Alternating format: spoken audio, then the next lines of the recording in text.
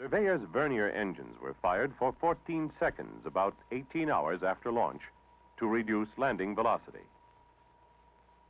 Immediately after the firing, telemetry indicated that the compressed helium used to pressurize the vernier system was leaking through the regulator valve. A small particle had probably stuck in the valve seat.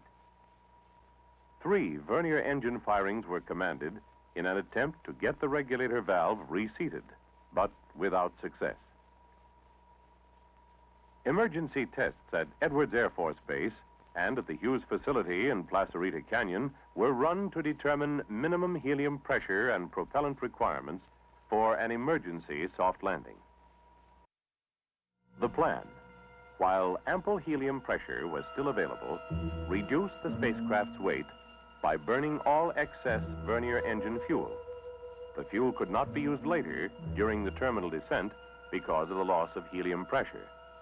By lightening the spacecraft, the thrust needed in the vernier deceleration phase would be reduced.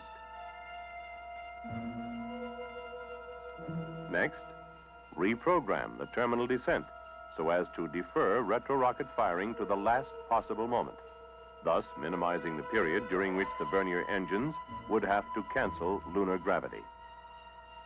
Development of a new terminal descent sequence normally takes 4 to 6 weeks. For Surveyor 5, it was accomplished in 40 hours, ending when the spacecraft touched down on the moon on September 10, approximately 18 miles northwest of its original target site in the Sea of Tranquility. The first lunar chemistry set is shown in this picture, ready to do its job of analyzing the composition of the lunar soil. At the Jet Propulsion Laboratory, work continued on the mosaic, showing details of each of the Surveyor landing sites. In all, Surveyor 5 sent more than 18,000 pictures during the first lunar day and transmitted a total of 86 hours of alpha scattering data.